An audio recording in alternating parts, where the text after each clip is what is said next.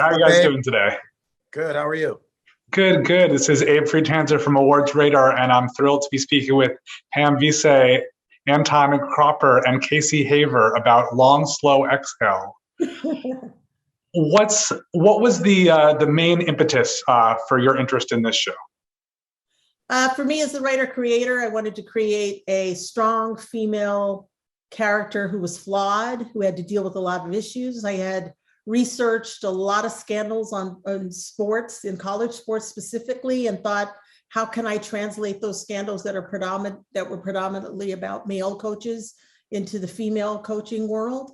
And I wanted to entertain. Yeah, and we as the producers just fell in love with the script and Pam's writing. It is just so gripping and like you're on the edge of your seat, and really just, as made up stories, want to tell stories with really complex, flawed women at the center. And JC is exactly that type of character, and as well as all of the other girls, and just really a world that we haven't seen before. And for me, as a director, storyteller, once I read the script, once I knew it was Pam, who I've worked with before, I was immediately interested, read the script. It was something that I knew, or read two scripts, something I had to do. And also knowing what made up stories are capable of as a company and the type of work they do. And having worked with Spectrum, I knew that we could make something incredibly cinematic, visually interesting, that would allow us to really go into the characters and this world and not feel like basic television. I like that. And I think it's interesting, the choice to release 3 episodes at a time over the course of 4 weeks.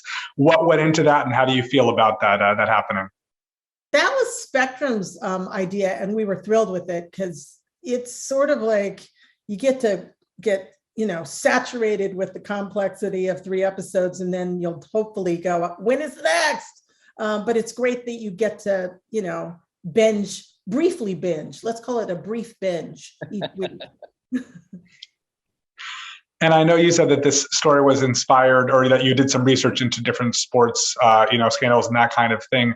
Do you think there's a possibility that people watching it will be triggered by it and react negatively to the content they see? Or is it more about showing the story so people understand its, how much it happens? Well, I think what's important is that they have a conversation about it. I wasn't trying to trigger anything. I was trying to stimulate conversation, because we show both sides of every issue, every single issue. We show both sides. Yeah, I agree about that. I think that's, when there's consequences to decisions. And I think that's the thing. And as humans, we all don't always make the right decision. And I think showing that people can be human, make the wrong decision, and showing multiple sides to that story is incredibly important. And I do like you mentioned before that you want to entertain. I think this is an interesting blend of genres that, it's this drama, it's got the sports, and it also has the mystery thriller. Do you think that there are other shows like this out there, or is this something sort of new and unique? It feels distinctive. Yeah. It feels fresh. Yeah, it's new. It's one of the reasons, I think we were all drawn to it, is we want to try to make things that people haven't seen before. I like that a lot. Well, thank you so much for speaking with me today. The first 3 episodes of Long, Slow Exhale premiere on Spectrum on Monday, April 4th. Very nice to meet all of you, and good luck with the show. Thank you. Thanks, Dave. Thanks, Dave. Appreciate it.